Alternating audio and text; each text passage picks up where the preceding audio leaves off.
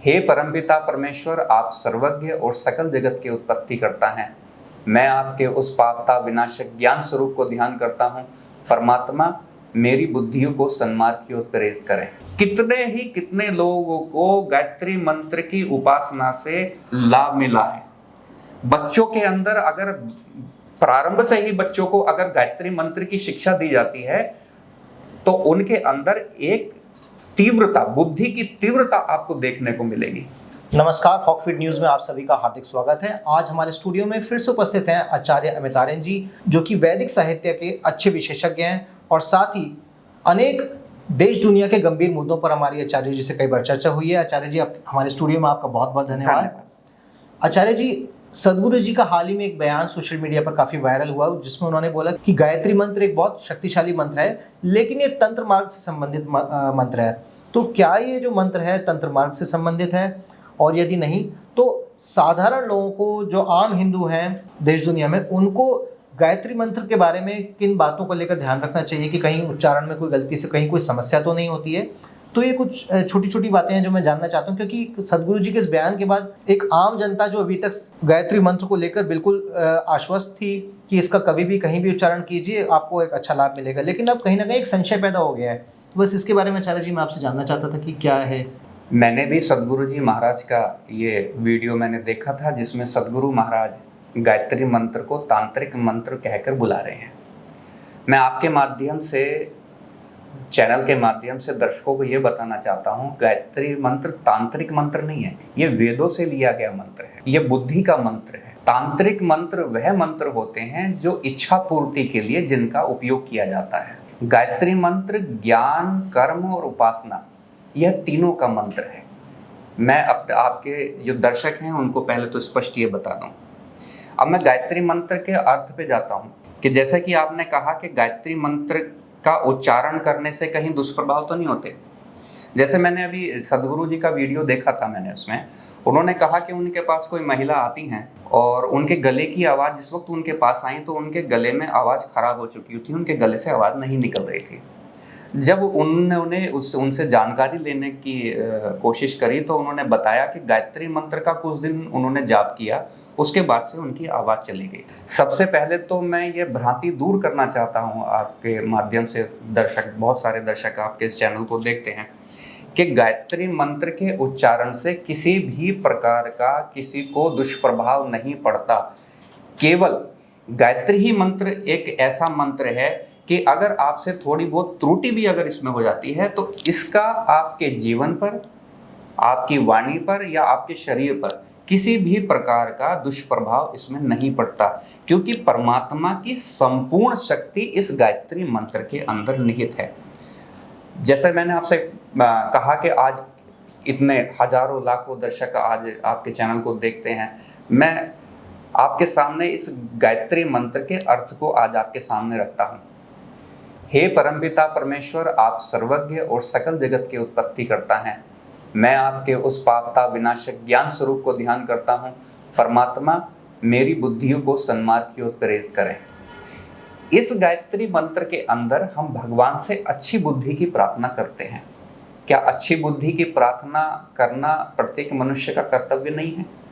क्या हम अगर अच्छी बुद्धि की प्रार्थना भगवान से करते हैं तो क्या कभी उसका दुष्परिणाम हमारे ऊपर पड़ सकता है? 3 वर्ष की अवस्था जब बच्चे की होती है तो हम उसे गायत्री मंत्र का उच्चारण करवाने लगते हैं। ये हमारी वैदिक संस्कृति है। जैसे ही बच्चा विद्यालय में प्रवेश करता है, या सबसे पहली उसकी जो गुरु होती है वो उसकी माता होती है, और वो सबसे पहले उसको गायत्री मंत्र का उच्चारण करना सिखाती है। तो क्या बच्चा पहली बार में गायत्री मंत्र का उच्चारण अच्छी प्रकार से कर सकता है? तो इस प्रकार से तो हमें गायत्री मंत्र बच्चों को सिखाना नहीं चाहिए। इस प्रकार की भ्रांतियां फैलाकर हमारी संस्कृति से खिलवाड़ करा जा रहा है और इस तरह की एक धारणा बनाई जा रही है। एक आज जो संतों का जो आज एक व्यवहार चल रहा है, जो लाखों रुपए अपने आश्रम में आने की फीस लोगों से लेते हैं, वो कहीं ना कहीं हमें धर्म के मार्ग से, जो हमारी वैदिक ज्ञान है, जिसके माध्यम से बड़े सरल माध्यम है, ईश्वर के पास पहुंचने के बहुत सरल माध्यम है, भगवान ने हमें कोई इसके अंदर कोई कठिनाई नहीं दी। आप बड़ी सरलता से, सुगमता के साथ ईश्वर का नाम ले सकते हैं। ईश्वर का नाम लेने में कभी भी किसी को कोई भी हानि नहीं होती। ये आज आप सब लोग दर्शक इस चीज को सुन रहे हैं, किसी भी प्रकार से जब हम ईश्वर का नाम लेते हैं तो ईश्वर आपकी भावनाओं को देखता है। ईश्वर ये नहीं देखता क्या, जो मैं उन व्यक्तियों के बारे में कहना चाहूंगा शिवम जी, जो बोल नहीं पाते ठीक से, जिनकी जिह्वा लड़खड़ाती है, जिनको हम बोल देते हैं ये तोतला है, क्या वो भगवान का नाम नहीं ले सकता? वो भी भगवान का नाम ले सकता है। इससे कुछ फर्क नहीं पड़ता। आपकी भगवान केवल आपकी भावनाओं को देखता है कि आपकी भावना कैसी है। अगर आपकी भावना पवित्र है तो अगर आपसे अनजाने में कोई त्रुटि होती है तो ईश्वर उसको क्षमा कर देता है। तो इसलिए बिल्कुल भी मैं आज दर्शकों के सामने पुनः एक बार कहूंगा कि बिल्कुल भी ना घबराएं। गायत्री मंत्र का लगातार निरंतर जाप करते रहें। सदगुरु जी की वीडियो में उन्होंने एक चीज और कहा कि ये आज के समय में इतना ज्यादा प्रभावशाली मंत्र नहीं है, इसके लिए आप उनके पास जाएं, वो आपको कुछ चमत्कारी शक्तियां सिखाएंगे, कुछ ऊर्जा शक्ति वाले मंत्र आपको देंगे। चाहे वो 1000 किलोमीटर दूर बैठे हों, वो आपको वहीं से ही आपके पास ऊर्जा भेज देंगे और आपके जीवन की समस्याएं सब खत्म हो जाएंगी। मैं ये कहना चाहता हूँ, इस प्रकार की कोई भी ऊर्जाएं नहीं होती हैं जो दूर से किसी को भेज दी जाएं। जब तक आप अपने स्वयं के अंदर ऊर्जा का निर्माण नहीं करेंगे, स्वयं ईश्वर का नाम लेकर उस शक्ति को प्राप्त नहीं करेंगे, आपकी सहायता कोई नहीं कर सकता जी। आज का जो वातावरण है, आज हम देख रहे हैं कि सदगुरु ही नहीं, आज ऐसे बहुत बड़े बड़े संत हैं जिनके आश्रमों में बहुत प्रवेश करने पर ही लाखों रुपए खर्च करने पड़ते हैं।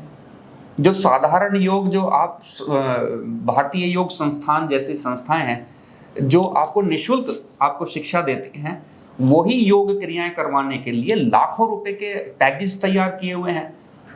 उन पैकेज को लेकर तब आप योग वहां पे सीख सकते हैं। और एक भ्रमात्मक एक ऐसी स्थिति आज देश के अंदर बना दी गई है कि अगर आप हमारी संस्था के अंदर आएंगे तो आप मोक्ष की प्राप्ति कर लेंगे, आप समाधि में चले जाएंगे, नहीं तो अन्य किसी और मार्ग पर जाएंगे तो जो है आपको वो शक्तियां प्राप्त नहीं होंगी। अगर शक्तियां प्राप्त करनी है तो आइए हमारे आश्रम में आइए और उन शक्तियों को प्राप्त कीजिए। ऐसी भ्रमात्मक बातें फैलाकर, अपने वैदिक मंत्रों को झूठा बताकर उनकी शक्तियां कम करने का जो प्रयास आज देश के अंदर कुछ तथाकथित आज संतों द्वारा किया जा रहा है, केवल सदगुरु के माध्यम से नहीं किया जा रहा। ऐसे बहुत सारे संत हैं। अभी मैं आपको बताऊं कि कुछ दिन पहले मैंने एक संत थे, उनकी एक प्रवचन मैंने टीवी पे सुना। वो कह रहे थे कि महिलाओं को गायत्री मंत्र का जाप नहीं करना चाहिए।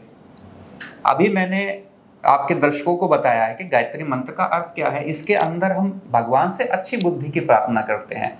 क्या महिलाओं को अच्छी बुद्धि की प्रार्थना भगवान से नहीं करनी चाहिए? क्या महिलाओं को अधिकार नहीं है कि वो ईश्वर से, भगवान से ये प्रार्थना कर सके कि हे भगवान मुझे अच्छी बुद्धि प्रदान कीजिए? क्या केवल पुरुषों का अधिकार है कि भगवान से हम पुरुषों को ही केवल अच्छी बुद्धि चाहिए?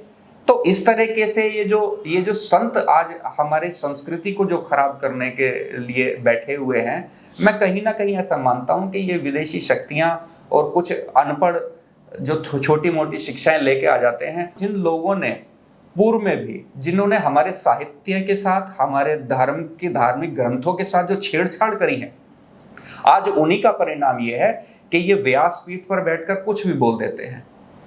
और इसी कारण से आज जिनको हम एक संगठन जो है, संगठन और धर्म का नाम दे देते हैं, अलग अलग जिनको संप्रदाय हैं, आज वो हमारे ऊपर टीका टिप्पणी करने लग जाते हैं। हमारे धर्म के ऊपर, हमारे साहित्य के ऊपर, हमारे वेद दर्शन शास्त्र के ऊपर आज वो बहुत कमियां निकाल देते हैं। कमियां निकालते हैं ऐसे लोगों की वजह से। जब ये हमारे धार्मिक चीजों पर, हमारे धार्मिक अनुष्ठानों पर, हमारे साहित्य पर, हमारे वेदों पर, गीता पर, रामायण पर जब ये कमियां निकालते हैं तो किसी ना किसी को एक माध्यम मिल जाता है, मौका मिल जाता है कि वो कहीं ना कहीं हमारे में कमी निकालने लगे। तो आज सदगुरु महाराज भी यही कार्य कर रहे हैं। जिस प्रकार से उन्होंने गायत्री मंत्र को एक प्रभावशाली तो मंत्र बता दिया, लेकिन साथ साथ उन्होंने ये भी कह दिया कि नहीं, अब आज के वर्तमान समय में इसका प्रभाव समाप्त हो चुका है। मैं आपको यह भी बताना चाहूंगा माताओं को, बहनों को, जो बच्चे मुझे सुन रहे हैं, कि आज भी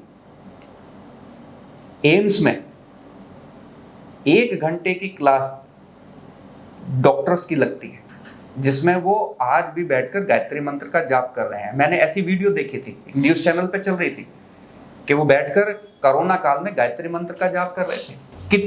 कितने लोगों को गायत्री मंत्र की उपासना से लाभ मिला है।